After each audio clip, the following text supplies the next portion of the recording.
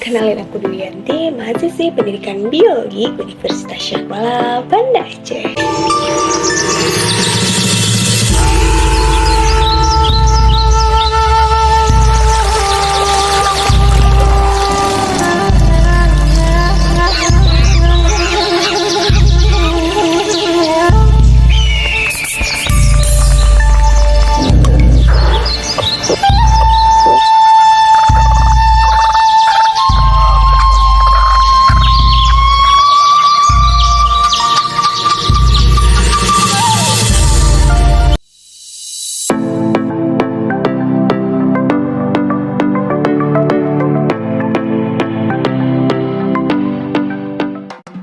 Keanekaragaman makhluk hidup sering juga disebut biodiversitas. Biodiversitas berasal dari bahasa Inggris yaitu biodiversity yang merupakan singkatan dari biological diversity. Sedangkan keanekaragaman hayati merupakan ungkapan pernyataan tentang terdapatnya berbagai macam variasi atau perbedaan sifat atau ciri di antara makhluk hidup yang ada di suatu tempat. Variasi itu meliputi antara lain variasi bentuk, warna, jumlah, ukuran, habitat, dan kebiasaan. Jadi, yang dimaksud dengan keanekaragaman hayati adalah keanekaragaman semua spesies tumbuhan, hewan, dan mikroorganisme, serta proses-proses ekosistem dan ekologis yang ada di suatu tempat. Keanekaragaman hayati yang ada di bumi dapat dibedakan menjadi 3 tingkat, yaitu tingkat gen, spesies, dan tingkat ekosistem. Keanekaragaman hayati adalah keanekaragaman makhluk hidup seperti manusia, hewan, tumbuhan, serangga, burung, dan mikroorganisme lainnya. Dengan adanya variasi gen, spesies, dan ekosistem pada suatu tempat atau lingkungan tertentu. Adanya keanekaragaman tingkat gen menyebabkan adanya variasi individu dalam satu spesies, baik bentuk, warna, sifat, atau hal lainnya. Sementara itu, keanekaragaman hayati pada tingkat spesies akan menciptakan keanekaragaman di tingkat takson yang lebih tinggi. Banyaknya variasi dan beraneka-ragamnya spesies akan menyusun ekosistem yang berbeda pula. Nah, sekarang kita akan membahas keanekaragaman hayati pada tingkat gen, spesies, dan ekosistem lebih lanjut. Untuk pertama, kita akan bahas keanekaragaman hayati pada tingkat gen. Sebenarnya, apa sih gen itu? Gen merupakan faktor pembawa dan pengendali sifat-sifat makhluk hidup yang ada pada kromosom. Kromosom sendiri didapat dalam inti sel. Pada dasarnya, gen-gen yang dimiliki setiap makhluk hidup mengandung perangkat yang sama, hanya berbeda susunannya. Karena susunan gennya berbeda, setiap makhluk hidup memiliki sifat fisiologi, anatomi, dan morfologi yang berbeda pula. Setiap makhluk hidup memiliki gen yang sangat banyak dengan susunan yang beragam, sehingga apabila terjalin perkawinan antara dua makhluk hidup, maka akan terjadi pula rekombinasi gen dan terbentuk susunan dengan gen yang baru. Hal inilah yang menyebabkan keanekaragaman gen makin tinggi. Keanekaragaman pada tingkat gen juga terjadi pada manusia. Keanekaragaman ini menunjukkan sifat-sifat yang berbeda antara lain ukuran tubuh, warna kulit, warna mata, serta bentuk rambut. Selain faktor genetik, fenotip suatu makhluk hidup juga ditentukan oleh faktor lingkungan.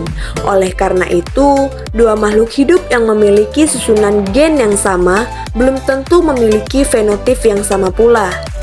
Semua makhluk hidup dalam satu spesies memiliki perangkat dasar penyusun gen yang sama, tetapi dengan susunan yang berbeda, tergantung pada induknya. Hal itu yang menyebabkan timbulnya keanekaragaman pada tingkat gen. Nah, yang kedua, kita akan mempelajari tentang keanekaragaman hayati pada tingkat spesies. Sebelum kita pelajari, dapatkah kalian bedakan antara tanaman kelapa, aren, lontar, dan pinang? Jenis kacang-kacangan seperti kacang tanah, kacang merah, kacang hijau, dan kacang kapri. Nah, jika dapat, artinya kamu telah paham apa sih itu keanekaragaman pada tingkat spesies. Contohnya, Kalian tentu dapat membedakan anggota kacang-kacangan antara kacang tanah, kacang hijau, kacang kapri, dan kacang merah. Hal ini karena mereka memiliki ciri-ciri yang spesifik. Begitu juga dengan tumbuhan dan hewan lain. Meskipun berasal dari famili yang sama, namun memiliki perbedaan yang menonjol. Artinya, walaupun hewan atau tumbuhan berasal dari satu famili yang sama, namun mereka memiliki perbedaan. Itu yang disebut dengan keanekaragaman hayati pada tingkat spesies. Terakhir, ada keanekaragaman hayati pada tingkat ekosistem. Nah, setiap spesies makhluk hidup memiliki ciri-ciri morfologi yang berbeda. Hal ini dikarenakan gen yang dimiliki makhluk hidup dan lingkungan tempat hidupnya. Semua makhluk hidup selalu berinteraksi dengan lingkungannya. Lingkungan sekitaran makhluk hidup tersusun atas komponen fisik dan komponen kimia. Komponen ekosistem yang beragam dan interaksi antara komponen-komponen tersebut akan membentuk keanekaragaman ekosistem. Komponen ekosistem yang beragam dan interaksi antara komponen-komponen tersebut akan membentuk keanekaragaman ekosistem. Keanekaragaman ekosistem dapat diamati dari tingkat organisasi kehidupan yang lebih besar, misalnya bioma. Bioma adalah komunitas ekologi yang utama atau formasi makhluk hidup, baik hewan maupun tumbuhan yang menghuni wilayah yang luas.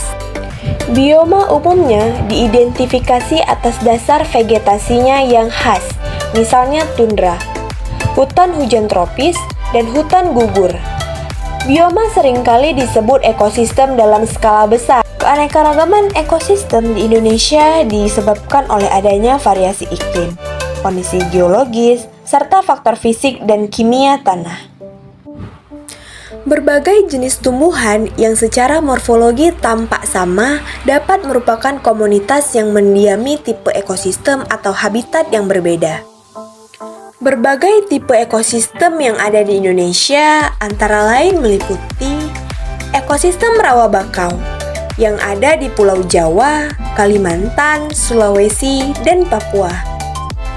Ekosistem hutan rawa, air tawar, dan danau ditemukan di Pulau Jawa, Kalimantan, dan Sulawesi.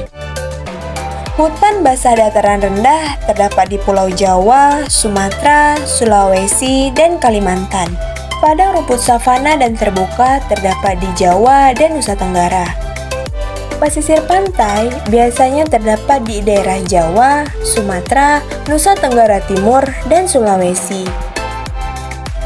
Sedangkan daerah gunung berapi atau gunung api dan kaldera biasanya terdapat di Jawa dan Sumatera. Keanekaragaman ekosistem dapat menunjukkan keanekaragaman spesies yang hidup di dalamnya.